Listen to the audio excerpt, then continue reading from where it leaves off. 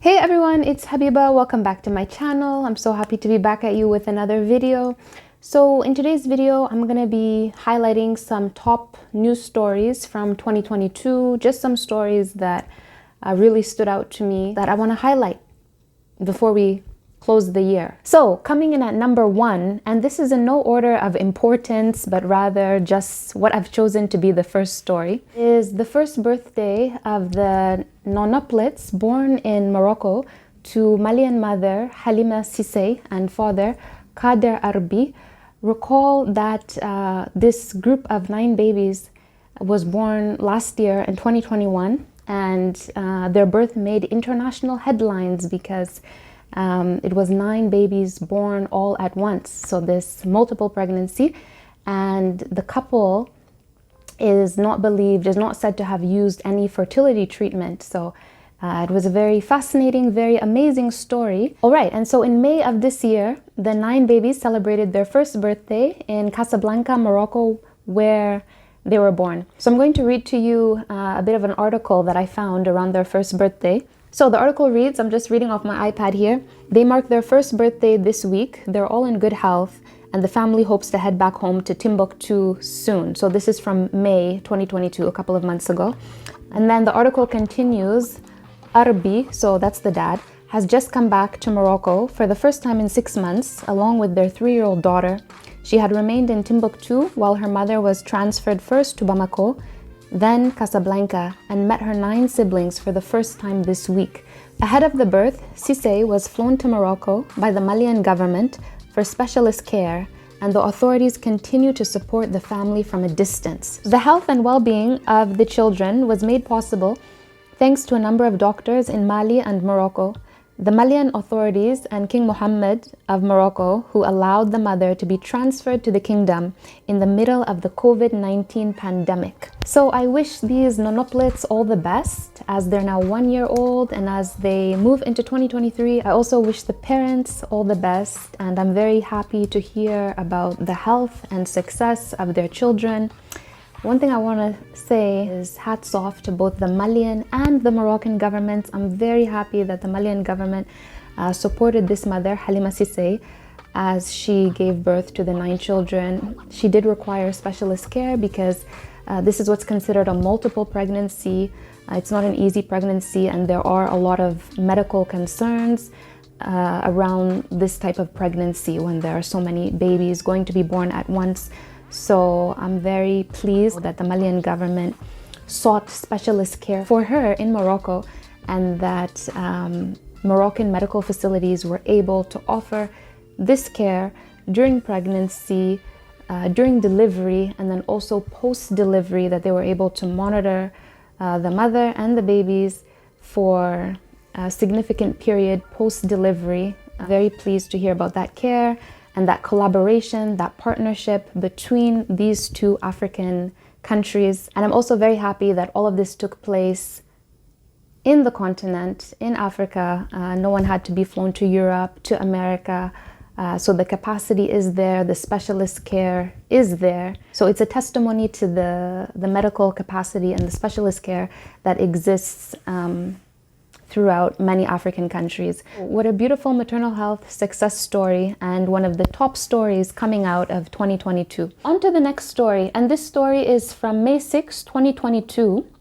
2 Syrian migrants sentenced to a cumulative 439 years in prison by a Greek court for trafficking migrants into Europe. So this story is from a media outlet I follow called Info Migrants. The story reads, 3 Syrian refugees, Abdullah, Khair al-Din, and Muhammad, were given heavy sentences representing a cumulative 439 years for assisting illegal entry, or in this case, smuggling of people, smuggling of migrants into Greek territory. So this incident occurred last year in 2021, in December of 2021. The article explains that their boat began to sink off the coast of the island of Paros, and then they were rescued, the passengers were rescued. And then here, from a tweet also included in an article, a tweet from Borderline Europe reads, even though the court acknowledged that they are not smugglers that acted for profit, dropped the charges of being part of a criminal organization and did not impose life sentences, the three fathers were still convicted for facilitating unauthorized entry. The tweets continue.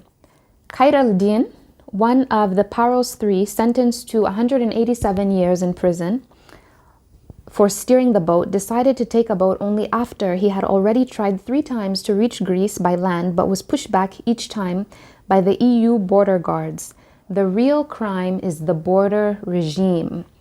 So that's what I want to talk about right now. So I've read you some of the article. I've shared the story with you.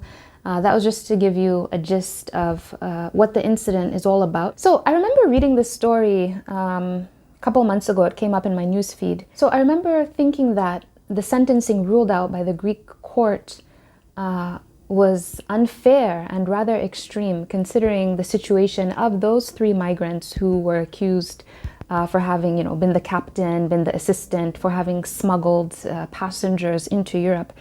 And why I thought that is because they themselves are refugees or migrants, however you'd like to put it, but refugees, because they've been forced out of their homeland, Syria, due to the war there. And like everyone else, like all the other refugees who we see right now caught up in the migrant crisis, the migrant crisis where you have all these refugees and migrants, not all are refugees, but anyway, you have all these migrant refugees crossing into Europe, taking risks to cross the Mediterranean Ocean into Europe and so forth. Many of them have been pushed out from their countries as a result of war. When you think Syria, when you think Afghanistan and other countries. And apparently, I did some further reading, and apparently this is common by the Greek courts, for these heavy, extreme sentences to be given to migrants, right? And like I said, many of whom are refugees themselves, just seeking safety, stability, peace, in the same way that everyone else is.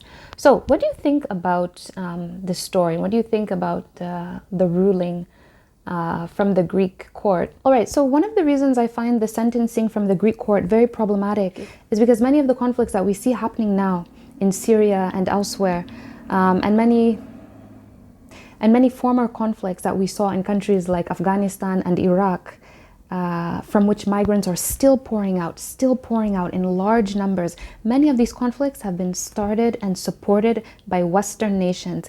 And it's some of these same Western nations who want to turn back these refugees and say, no, you cannot come. Yet these same Western nations have started wars in their countries, right? And created all of these displaced persons. So I find that sentencing from the tribunal very problematic. What do you guys think about this story, about it all? Drop your thoughts in the comments. I really want to hear your thoughts on the matter. Now, a thought that I want to put to my audience, an idea I want to put to all of you in light of this migrant crisis, as many have termed it, and the outpouring of just large numbers of people from countries all around the global south, due to conflict, due to instability, due to economic instability. So we have like the economic migrants who leave many countries. The reasons are myriad, right? All right, so the idea that I want to put to people watching out there is that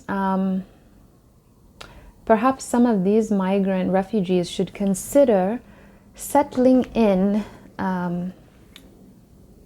other, politically stable countries of the global south on a long term, with a view to the long term. Okay, so I know that this is already happening on a short term. We have countries that have taken and that are taking so many refugees.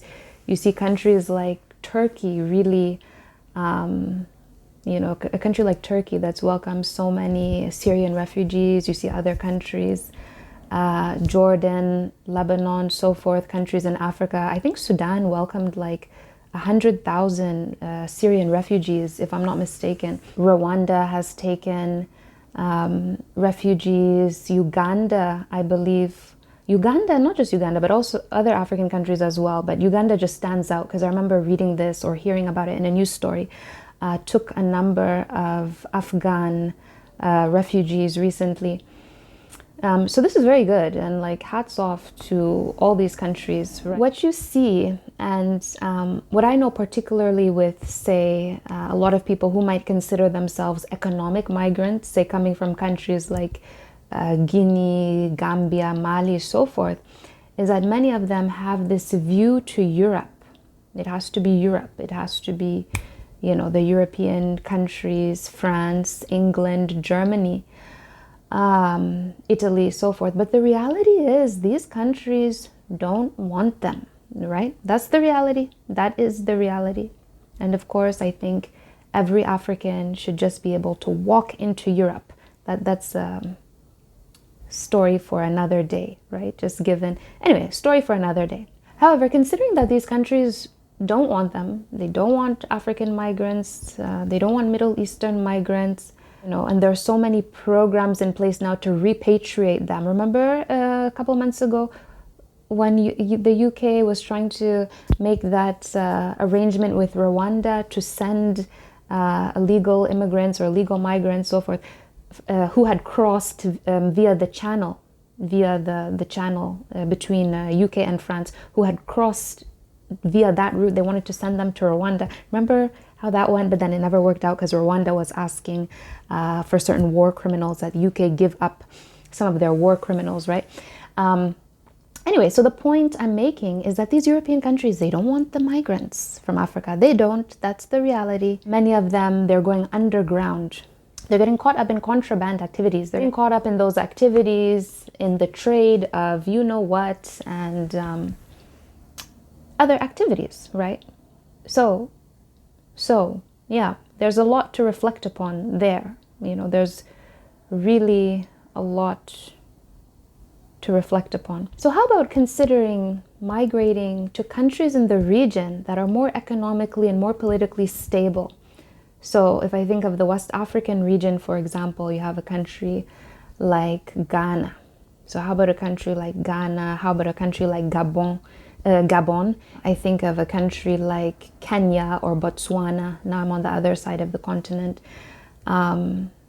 Rwanda is doing very well economically, and they want people to contribute to their nation's growth, to their economic growth.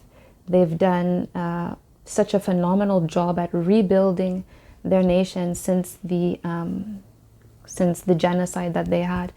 And so they're welcoming a lot of people from everywhere, and many Africans are moving there from all over the continent to just be part of that, to be part of that growth, to be part of just everything that's happening in Rwanda right now. So what do you guys think about that? Because, you know, if something's not working, we got to pivot. We got to pivot, you know. Like if you're doing something and it's not working, you have to try a different approach. You have to try a different model. You have to, if something's not working, you pivot. You know, it's not working, you pivot. It's not working with Europe. It's not working, right? It's not working. So anyway, what are your thoughts on that? Maybe this is an idea I can elaborate upon in another video if people are interested in knowing some more of my thoughts or some of my precise thoughts on that topic in particular. Oh, right. So this story is from right at home here in Canada, and it's from June of this year. Toronto police chief apologizes to Black community as race-based data is released. The newly released statistics show Black people face a disproportionate amount of police enforcement and use of force, and were more likely to have an officer point a gun at them, whether perceived as armed or unarmed, than white people in the same situation. Basically, this has been a long time coming. We know that systemic anti-Black racism has existed in Canada for a long time, and it's very much embedded within so many institutions, policing being just one of them. So it's in education, it's in healthcare. The systemic anti-Black racism in policing has really been of major concern to the Black community for decades. And I think the reasons for which it's been of major concern are obvious, right? Because it's policing, and this has to do with lethal force. The issue has been there for a long time. Issues of, unwarranted police checks, racial profiling, harassment of Black people. Very happy now that that this issue is getting much needed attention from the police organization and other organizations. So that's a very important news story out of 2022, that the head of Toronto Police apologized to the Black community for systemic anti-Black racism in the police force and in the treatment of Black people in Toronto by police officers. And here in Canada, so in the nation as a whole, we've had many high-profile, many important cases of the murder of Black people dying at the hands of law enforcement.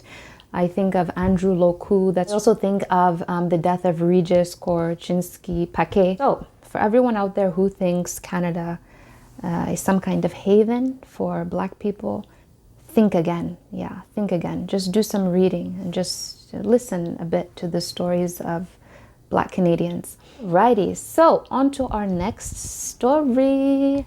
And this one is from Khalij Times. This is a very inspiring story. I'm so happy to share this one with you. This is our final story. Dubai, world's best nurse announced. Kenyan national Anna Kabale Duba has been crowned the first ever recipient of the Astor Guardians Global Nursing Award. So congratulations to you, Anna. Anna, the founder of the Kabale Duba Foundation in Kenya, has been championing against harmful cultural practices such as FGM and early or forced marriage. Her foundation has been empowering women through education, implementing peace-building activities, and advocating for girl-child education. So in Anna's own words, I am happy and proud to have been given this tremendous honor. Growing up in rural Kenya, never in my wildest dreams did I imagine I would be celebrated on a global platform, such as the Astor Guardians Global Nursing Award. So what a brilliant story, what an inspiring story. Congratulations to you, Anna. I wish you all the best with your work. With the work you're doing through your foundation and with your work as a nurse. So this is such a great way for me to conclude this highlight of news stories. Her story is a source of inspiration to so many people. You can do it. You can be the change you want to see in the world. As corny as that might sound, it's true. You can have an impact. So, remain steadfast. Try your best. Remain steadfast.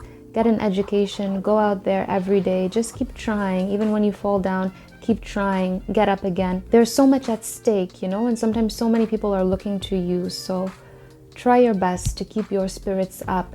And I just love reading stories like Anna's story because it's so inspiring to me and to so many others. So thanks so much for tuning in. Those are some top stories from 2022 that I wanted to highlight and share with you. Please remember to subscribe to my channel, hit the like button, and turn on the notification bell.